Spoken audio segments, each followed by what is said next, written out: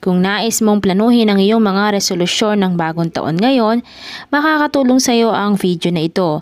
Iminumungkahi natin ng isang resolusyon upang ang bawat zodiac sign ay magkaroon ng mas makabuluhang taon ng 2020.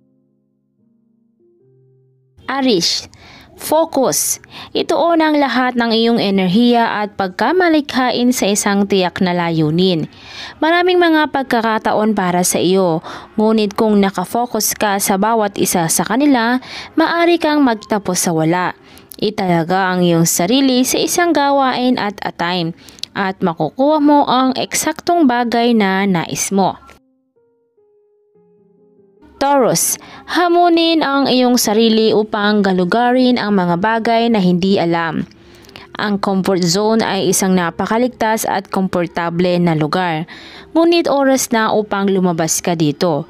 Ngayong taong 2020 ay magiging isang pagkakataon upang galugarin ang hindi alam at dapat mong yakapin ang bagong katotohanan na ito sa iyong sarili dahil magdadala ito sa iyo ng magagandang tagumpay at karanasan.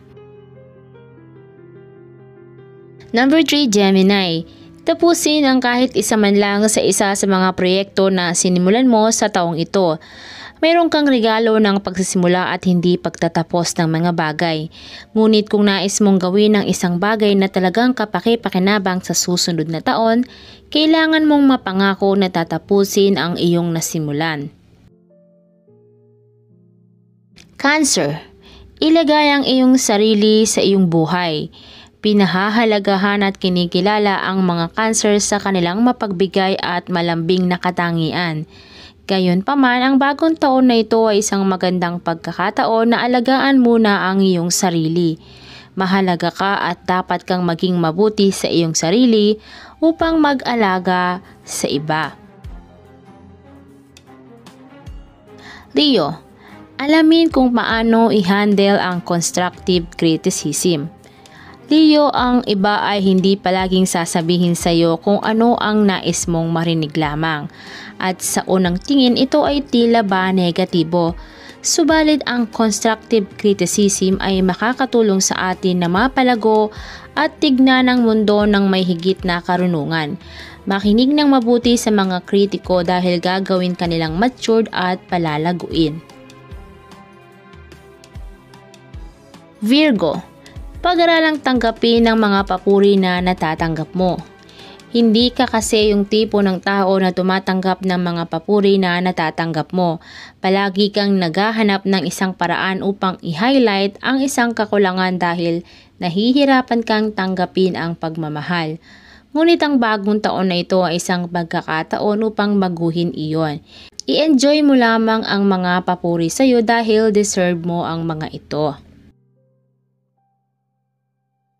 Libra, napakahalaga ang iyong oras, huwag mo itong sayangin. Sa taong ito, matututunan mo kung paano gamitin ng matalino ang salitang hindi. Sa loob ng mahabang panahon na walan ka ng oras sa mga tao at mga sitwasyon na hindi nagdaragdag sa iyong buhay. Ngunit ang phase na ito ay lumipas na at mauunawaan mo na ang iyong pinakamataas na prioridad ay dapat ay ang iyong sarili. Ito ang magdadala sa iyo sa isang magandang buhay at mas mabuti. Scorpio, kailangan mo magpatawad kung hindi ka makakalimot. Sa bagong taon na ito, aanyayahan kang palayain ang iyong sarili mula sa lahat ng galit at pagkabigo na nakatanim ng mahabang panahon. Ang pagpapatawad ay maaring hindi mabago ang mga nangyari, ngunit tiyak na makakatulong naman ito sa iyo na mabuhay ng mas mapayapa at mas maligayang buhay. Magpatawad ka sapagkat ang pinakamakikinabang nito ay tiyak na ikaw din. Sagittarius, pag-aralang ibaling ang iyong dila ng 7 beses sa iyong bibig bago magsalita. Ang katapatan ay isa sa pinakamahalagang katangian na maaring linangin ng isang tao. Ngunit kung minsan ang pinakamahusay na magagawa natin ay manahimik dahil ang epekto ng ilang mga salita ay maaring maging napakahalaga at dapat nating timbangin kung nararapat na sabihin ng mga ito o hindi. Capricorn, maghanap ng isang sandali upang maipahinga ang iyong isip at katawan. Proud ka sa iyong work ethic at kinikilala ito ng lahat na nagtatrabaho sa iyo.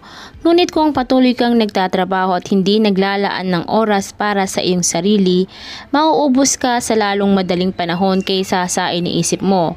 Maglaan ng oras upang ma-recharge ang iyong mga batteries at gagawa ito ng tanging maganda lamang sa iyo.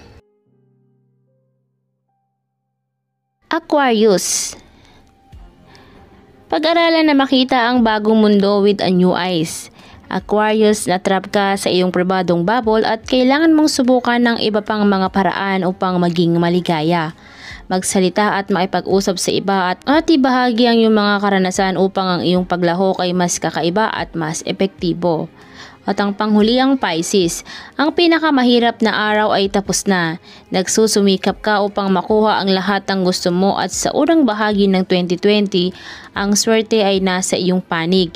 Ituon ang iyong pansin sa mga bagay na talagang mahalaga at aanihin mo ang lahat ng mga benepisyo ng iyong pang-araw-araw na investment. Sa bawat pagtatapos ng taon ay laging may pansamantalang pagmumuni-muni at panloob na koneksyon.